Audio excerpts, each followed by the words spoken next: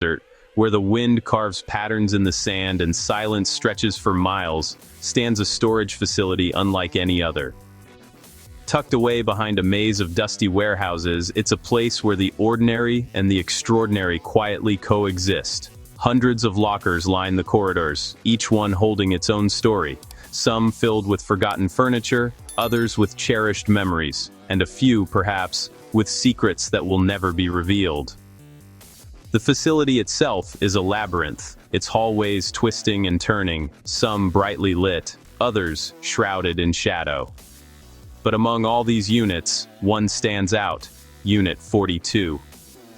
Isolated at the far end of the facility, it's visible from the main security office, yet somehow feels apart from the rest.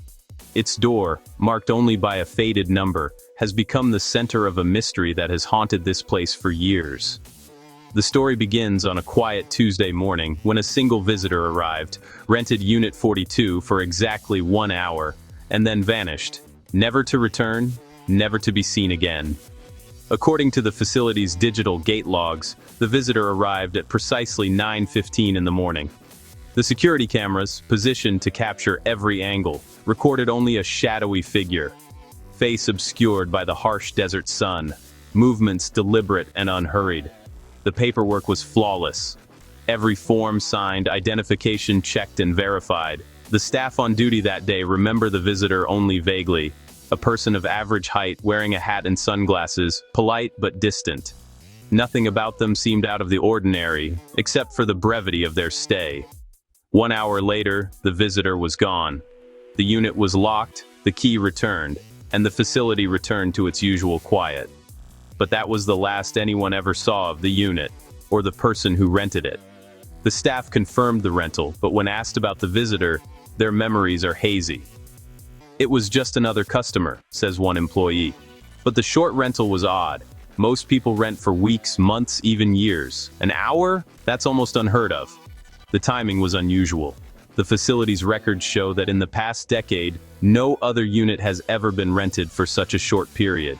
The staff still talk about it, sometimes in hushed tones, as if the very act of remembering might summon something best left forgotten. The contents of Unit 42 were never logged.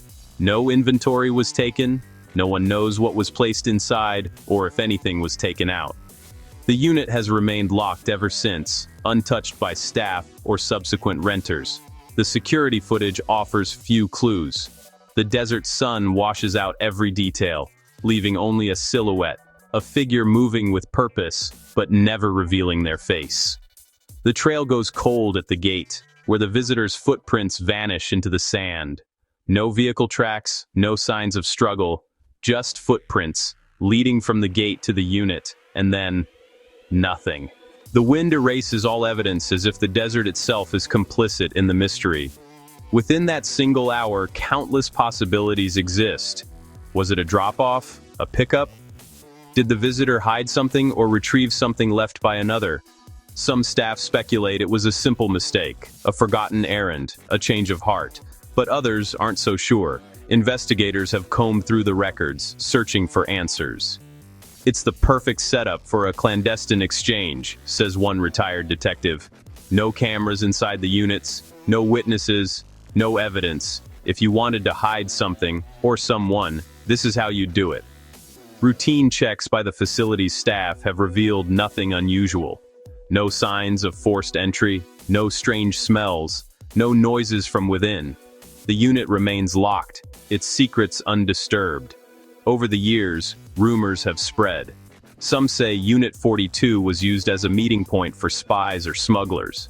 Others whisper about stolen art, missing persons, or even something supernatural.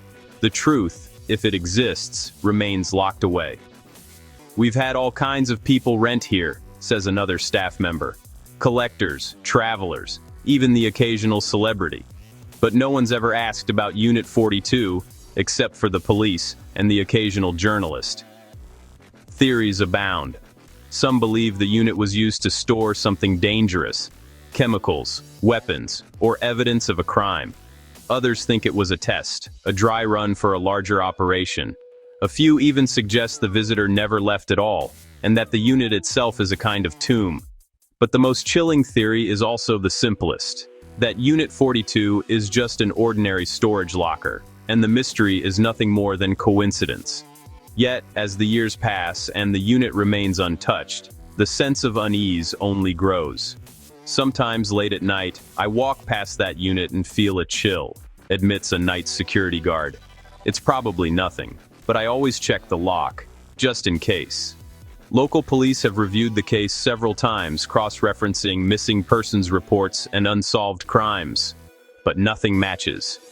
The visitor's identity remains a blank, their purpose unknown. Outside, the desert keeps its secrets. The wind erases footprints, the sand buries evidence, and the sun bleaches away memory. The facility stands as a silent witness, its walls holding stories that may never be told.